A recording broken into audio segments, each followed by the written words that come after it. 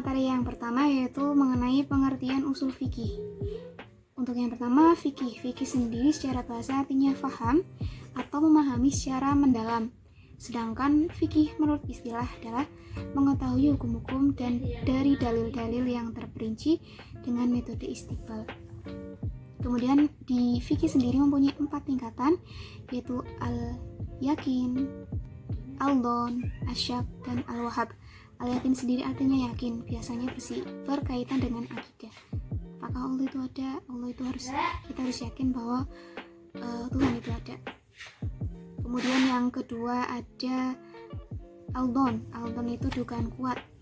Yang ketiga ada asyak, ragu-ragu. Kemudian yang terakhir ada al-wahab atau dugaan. Kemudian usul fikih sendiri. Usul fikih sendiri secara istilah artinya mengetahui hukum-hukum yang bersifat ijmal atau global, dan bagaimana hukum tersebut diambil dan orang yang mengambil hukum tersebut atau mujtahid. Contohnya saja, sholat witir itu dalam ibadah fikih itu hukumnya sunnah. Dalam usul fikih itu kenapa sholat witir itu sunnah?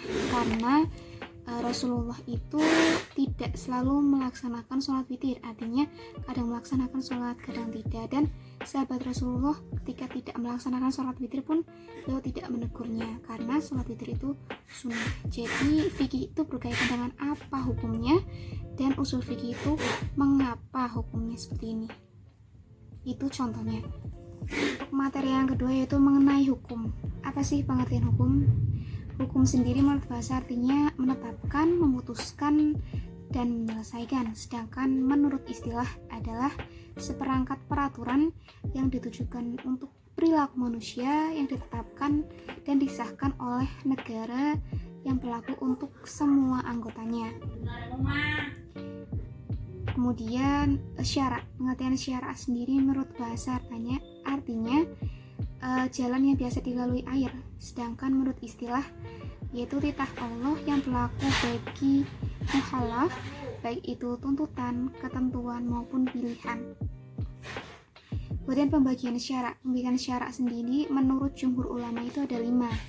Yang pertama ijab, nadhab, tahrim, karohah, dan ibahah. Yang pertama ijab. Ijab itu sesuatu yang apabila kita kerjakan itu mendapat pahala, apabila ditinggalkan itu mendapat dosa, atau biasa kita mengenalnya dengan wajib atau fardu. Kemudian nadhab, sesuatu yang apabila kita kerjakan mendapat pahala, kalau kita tinggalkan tidak apa-apa, atau dalam artian sunnah. Kemudian ada tahrim. Tahrim apabila kita kerjakan mendapat dosa, apabila ditinggalkan akan mendapat pahala atau haram. Kemudian ada karohah. Karohah sesuatu yang apabila kita kerjakan itu mendapat karohah, apabila kita meninggalkan sesuatu tidak berpahala, apabila dikerjakan juga tidak berpahala. Kemudian yang terakhir adalah ibahah. Dikerjakan tidak berdosa, ditinggalkan juga tidak berdosa. Sedangkan menurut Hanafiyah sendiri ada 7, yaitu fardu, wajib, kemudian nadhab, mubah, karohah, karohah tansih, karohah tahrim, dan karohah atau karohah di sini itu artinya haram. Kemudian wajib berdasarkan pelaksanaannya itu ada, waktu pelaksanaannya itu ada wajib mutlak dan wajib muakkad. Wajib mutlak sendiri ini pelaksanaannya tidak ditentukan. Kemudian kalau sedangkan wajib muakkad itu waktu pelaksanaannya sudah ditentukan, seperti puasa bulan Ramadan itu sudah ditentukan dalam Al-Quran. Kemudian menurut pelaksana, orang yang melaksanakan itu ada wajib aini dan wajib kifayah. Wajib aini itu wajib untuk diri sendiri, contohnya sholat, puasa, zakat, itu untuk diri sendiri. Sedangkan wajib kifayah itu wajib kelompok, apabila satu sudah mengerjakan artinya gugurlah kewajibannya, contohnya menyolati jenazah. Kemudian ada sunnah. Sunnah juga ada sunnah muakkad dan sunnah ghairu muakkad. Sunnah muakkad sendiri adalah sunnah yang atau Nabi itu melakukan secara terus menerus. Contohnya sholat witir, Nabi itu selalu melaksanakannya walaupun itu hukumnya sunnah. Kemudian sunnah ghairu muakkad. itu Nabi kadang melakukan atau kadang tidak. Contohnya sholat qobliyah, sholat dia itu Nabi kadang melakukan, kadang tidak. Untuk materi yang selanjutnya yaitu qiyas sebagai dalil hukum Islam. Qiyas sendiri menurut istilah yaitu menetapkan hukum bagi suatu masalah hukum yang sama lantaran adanya kesamaan ilah menurut sang mujtahid atau penentu hukum. Dalam artian menetapkan hukum pada suatu masalah baru yang belum ada dalam Al-Quran berdasarkan kesamaan atau kemiripan. Adapun rukun dari qiyas yaitu al-asal, hukum al-asal, al-ilah, dan yang terakhir al-far'u. Untuk rukun qiyas yang pertama yaitu al-asal. Al-asal ini hukumnya sudah ada dalam Al-Quran dan Sunnah. Kemudian ada hukum al-asal, itu penetapan hukumnya tidak ada dalam Al-Quran maupun As-Sunnah. Sedangkan yang ketiga al-ilah. Al-ilah ini merupakan sifat landasan dari hukum al-asal. Yang terakhir yaitu al-far'u, masalah yang tidak ditegaskan status hukumannya. Untuk materi yang selanjutnya yaitu ijtihad dan istinbat. Ijtihad sendiri menurut bahasa yaitu mengalami kesusahan, kesukaran, dan mengerahkan. Sedangkan menurut istilah yaitu pengerahan segenap kemampuan di dalam memperoleh hukum syara yang bersifat praktik melalui metode istinbat. Istinbat ini adalah pola penawaran ya. Kemudian ada pun objek istinbat. Masalah yang pertama yaitu masalah tidak punya landasan secara spesifik baik itu dalam Al-Quran maupun dalam As-Sunnah. Kemudian yang kedua masalah yang tidak punya landasan ijma. Kemudian yang ketiga yaitu masalah yang punya landasan nas tapi masih diragukan kebenarannya. Kemudian yang keempat yaitu masalah yang landasan nasnya bersifat zanurut atau sudah jelas. Kemudian ada pun metode istinbat yaitu ada ijtihad bayani. Itu ijtihad yang dasarnya bertumpu pada kaidah-kaidah kebahasaan. Sedangkan yang kedua yaitu ijtihad qiyasi atau mengkiaskan masalah baru yang sudah tertera dalam Al-Quran dan hadis. Kemudian ada ijtihad istalia menggunakan Al-Quran atau hadis yang mengandung unsur umum sebagai dalilnya. Adapun hasil dari istinbat ini adalah biasanya fatwa, opini hukum, putusan peradilan, kitab fikih, peraturan undang-undang.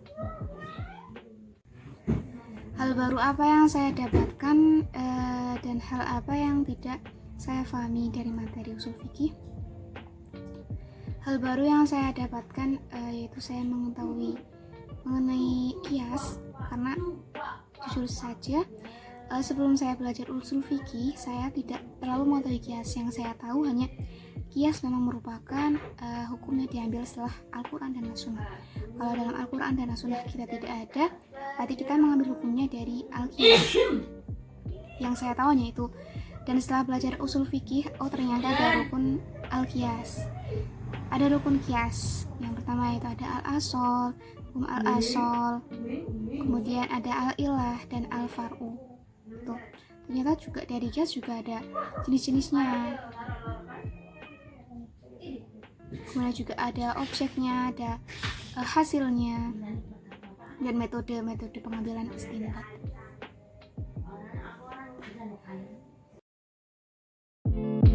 Manfaat yang saya pahami setelah saya belajar usul fikih yaitu saya mengerti dan memahami hukum-hukum Allah.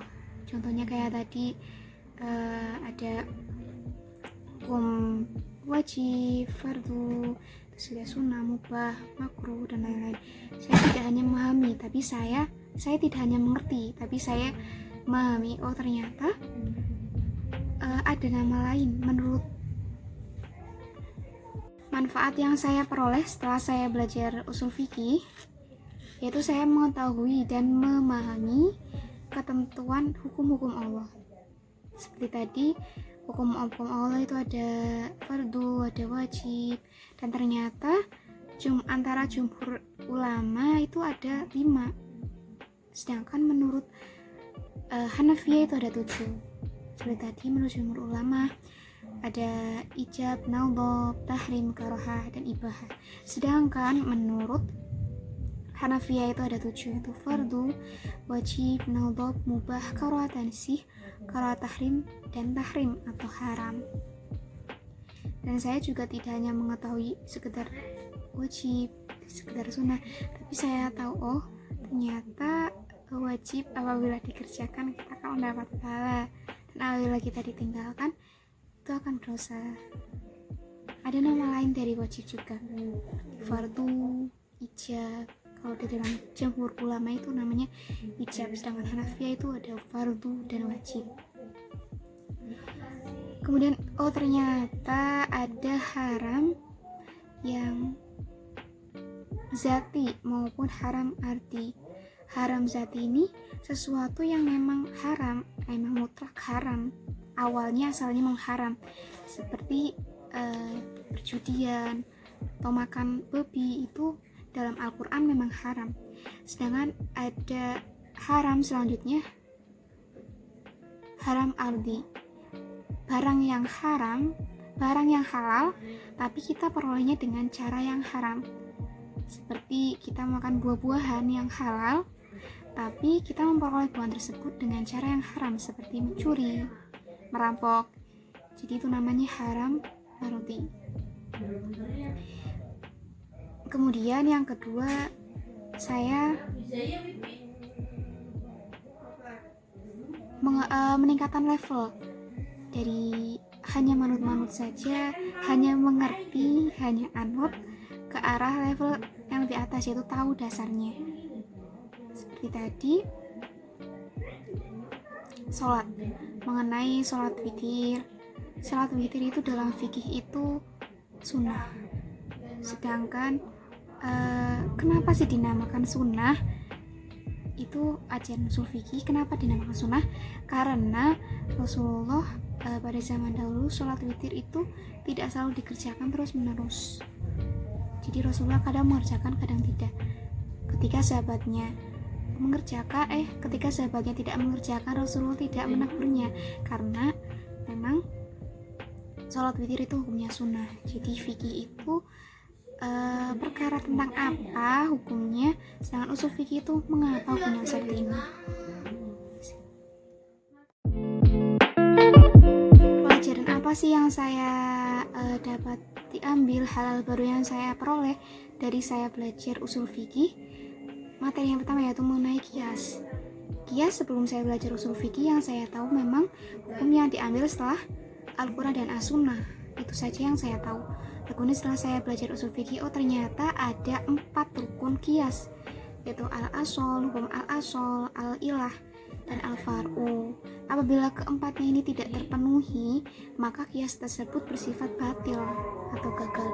Kemudian juga ada materi mengenai ijtihad dan istinbat. Ijtihad ini saya baru dengar, yaitu mengalami kesusahan mengerahkan kemampuan kita untuk memperoleh hukum syara. Ada juga objek-objeknya. Nah, itu hal yang baru saya dapatkan ketika saya belajar usul fikih, dan hal-hal yang saya sulit pahami juga dalam kias, karena ini merupakan materi baru dan saya kurang memahami betul mengenai kias dan ijtihad dan istinbat, karena ini hal yang baru.